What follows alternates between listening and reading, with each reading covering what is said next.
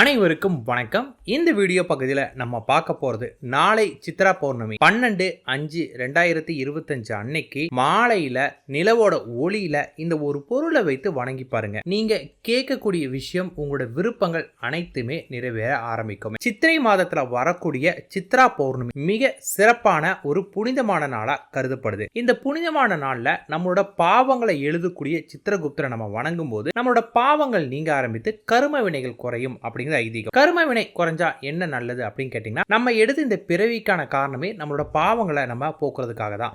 இருந்தும் இதுலயே நம்ம நிறைய பாவங்கள் பண்ணிட்டே இருக்கோம். அந்த பாவங்களுக்கான கஷ்டத்தையும் இப்ப நம்ம அனுபவிச்சுட்டு தான் இருக்கணுமே. இந்த கஷ்டங்கள் குறையும் போது இந்த வாழ்க்கை நம்ம சுகபோகமா வாழவும் முடியும். அதன் காரணமாக தான் இந்த நாளில் வணங்கும் போது நம்ம பாவங்களும் குறையுது.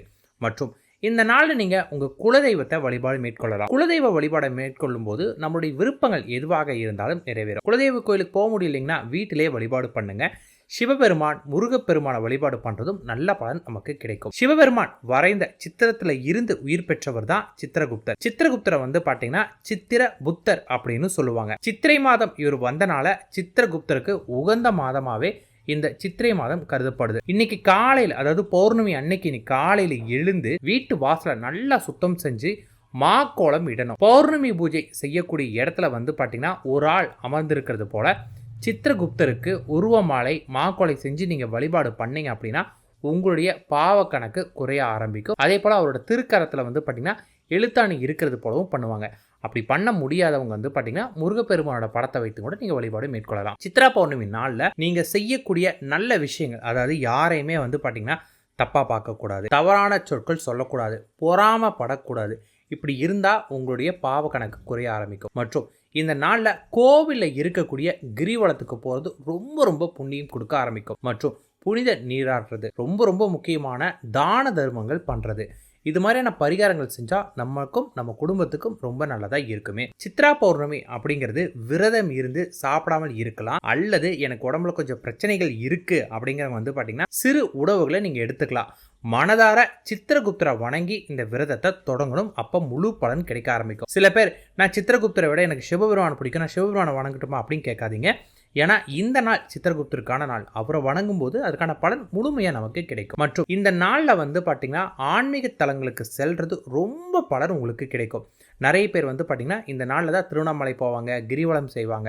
அந்த மாதிரி ஒரு சிவன் கோயிலுக்கு நீங்க போயிட்டு வந்தாலும் உங்களுக்கு நல்ல பலன் உங்களுக்கு கிடைக்க ஆரம்பிக்கும். இந்த நாள்ல நீங்க செய்யக்கூடிய ஒவ்வொரு புனித காரங்களுக்குமே பாத்தீங்கன்னா பல நன்மைகள் உங்களுக்கு சேர ஆரம்பிக்குமே. மற்றும் உங்களோட வீட்டு பூஜையில பாத்தீங்கன்னா சித்திரகுப்தருக்கு பாத்தீங்கன்னா நீங்க ஏதாவது வழிபாடு மேற்கொள்ளலாம்.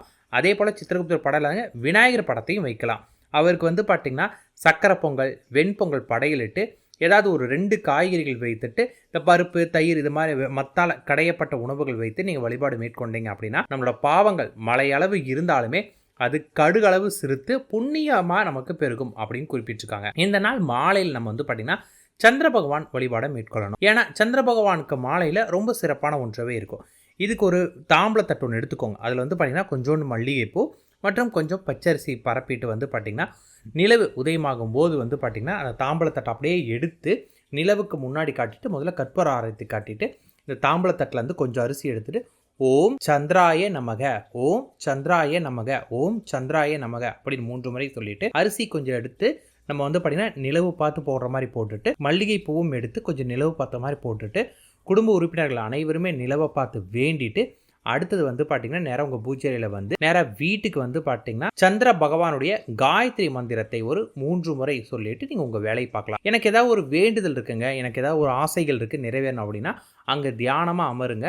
நீங்கள் மனதை ஒருநிலைப்படுத்தி தியானத்தில் அமரும்போது நீங்கள் உங்களுடைய வேண்டுதல், உங்கள் ஆசைகள் நிறைவேறதுக்கான வழிகள் உங்களுக்கு பண்ணக்கூடிய முதல் நாளே கிடைக்கும். அந்த நாளை நீங்கள் பண்ணக்கூடிய விஷயத்தை யூட்டிலைஸ் பண்ணீங்க அப்படின்னா உங்களுடைய விருப்பங்கள் நிறைவேறும். இப்போ சொன்ன முறைகளை சரியான விதத்தில் கடைப்பிடிங்க. இந்த வழிபாட்டை முடித்த பிறகு ஏதாவது திரவ உணவு சாப்பிட்டு உங்களுடைய விரதத்தை நீங்கள் முடிச்சுக்கோங்க. குடும்பத்தில் ஒருத்தர் பயன்படுத்தினா எல்லாருக்குமே பலன் கிடைக்குமான்னு கேட்காதீங்க, கிடைக்கும். ஆனால் மெயினாக யார் செய்கிறாங்களோ அவங்களுக்கு தான் முழுமையான பலன் கிடைக்கும். நன்றி, வணக்கம்.